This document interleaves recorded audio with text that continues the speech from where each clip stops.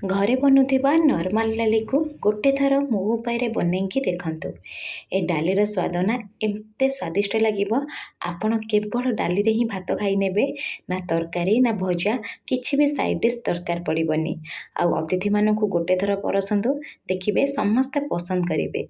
नमस्कार, प्रतिदिन रोषेई को आपण मानकु अनेक अनेक स्वागत। आपण मानकु अनुरोध रहिला जदि चैनल रे नुवा अछंती प्लीज चैनल को गोटे सब्सक्राइब करनेबे। प्रथमे मु गोटे बाउल एठू नेइछि हरड़ डाली। जो बाउल रे मापिके आपण हरड़ डाली नेइछे सेई बाउल रे मापिके हमें आधा कप एठी हमें देई नबा मुग डाली। जेते कि हरड़ डाली नेबे तार आधा एठी मुग डाली यूज करिवे।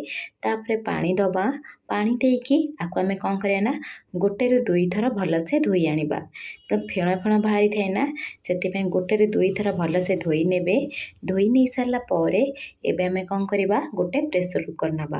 प्रेशर कुकर रे धोईकी रखिथिबा सब डाली को प्रथमे देई देबे। देई सारा पर मुठी कौन करछि ना गोटे छोट मीडियम साइज रो पियाज को फाइनली चॉप करी नेइथली। पियाज को देई दउची। ता सहित एठी हमें यूज करिबा स्वाद हिसाब रे लुण। मुठी आधा चामच लुण दउची। आउ कलर पाई एठी हमें देई दबा हळदी गुंड। ता सहित एठी किछि बेसिक शुक्ला मसला यूज करिबा। जेंति मुठी भल स्वाद आसिया पाई आधा चामच मीट मसला यूज करिछि। ता सहित आधा चामच भजा जीरा लंकार गुंड देइछि। आउ टिके कलर पाई एठी काश्मीरी चिली पाउडर यूज करिछि। आउ गोटे चामच अदा रसुन रो छेचा यूज करिछि। पेस्ट थारु छेचा यूज करिवे, देखिवे स्वाद बहुत भल आसीबो। आउ गोटा टमाटो देबे, टमाटो को एठी काटिकरी यूज करिवेनी। ता सहित एठी गोटे चामच कंचा सोरिष तेल यूज करिछि। सोरिष तेल दियंतु कंचा, देखिवे तार बास्ना गोटे बहुत भल आसी थाए। एबे पानी देई दबा। पानी देकी आको हमें कवर कर नबा। कवर करके हुइसिल लगाई दबा। फ्लेम को मीडियम रखिबा। मीडियम फ्लेम रे दुईटी हुइसिल आसिया जे छाड़ी दबा। जेतले दुईटी हुइसिल आसीबो प्रेशर कुकर ठंडा करि नबा। ठंडा कर साला परे कवर को काढी नबा। आमे जो गोटा टमाटो यूज करिथिले ना, प्रथमे कौन करिवे टमाटो को काढी नेबे।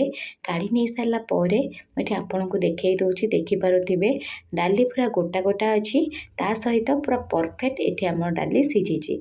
आको पूरा मास करिवेनी, एमती गोटा गोटा रहिबा को देबे। ता सहित एठी हमें टिके गरम पानी देकी कंसिस्टेंसी एडजस्ट करि नबा। बेसी पतला ना बेसी मोटा रखिबानी, मीडियम साइज रो एठी हमें रखिबा। देखि पारुथिबे मु पानी देकी टिके जस्ट मिसेई नेछि। मिसेई साला परे चलंतु गोटे तड़का प्रस्तुत करिबा, जहा फल डाली रो स्वाद दुई गुणा बढ़ी जिवो। सेति पई गोटे कड़ाई बसैछि। कड़ाई रे गोटे रु 1.5 चामच तेल दबा। तेल जेतबेले गरम हेइ जिवो, आधा चामच मेठी जीरा यूज करूछि। ता सहित 4 रु 5टी रसुन को काटिके देई दउछि। रसुन जेतबेले एमती ब्राउन कलर हेइ जिवो, आमे दुईटी शुक्ला लंका दबा। शुक्ला लंका को भल से टिके भाजी नबा। भाजी नै सरला परे जो टमाटो को आमे काढिके रखितले ना, टमाटो टिके भल से एमती चकटी नेबे। ताकू नेइकिरे देई देबे। टमाटो को देई सरला परे गोटे रु 2 मिनिट कसी नेबे। कसी सरला परे टिके भल कलर आसिया पाई आधा चामच काश्मीरी चिली पाउडर मेठी यूज करूछि। काश्मीरी चिली पाउडर देई सरला परे आको हमें टिके भल से मिसेई नबा। और 2 रु 3 चामच एठी हमें कौन करबा ना पानी दबा।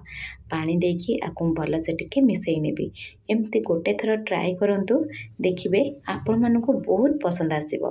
मिसेई सरला परे अल्प टिके कसूरी मेथी यूज करूछि। बास्ना बहुत भल आसी थाए।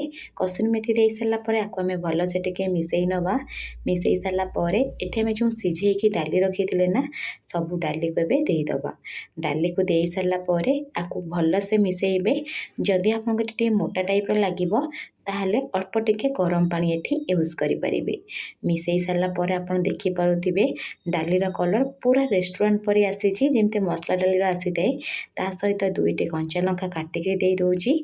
अल्प टिके धनिया पत्र काटिके देई दबा। एतिके जिंस देई सरला परे आको हमें मिसेइबा। मिसेई सरला परे फ्लेम को मीडियम रखिबा।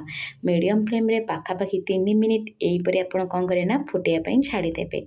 जेतोल डाली फुटिबो तार कलर मध्य चेंज हेइछो, गोटे बहुत भल बास्ना आसीबो। लास्ट को अल्प टिके गरम मसला देकी आको हमें मिसेई नबा। आपण गोटे थर ट्राई करंतु, मो सहित शेयर करंतु। धन्यवाद।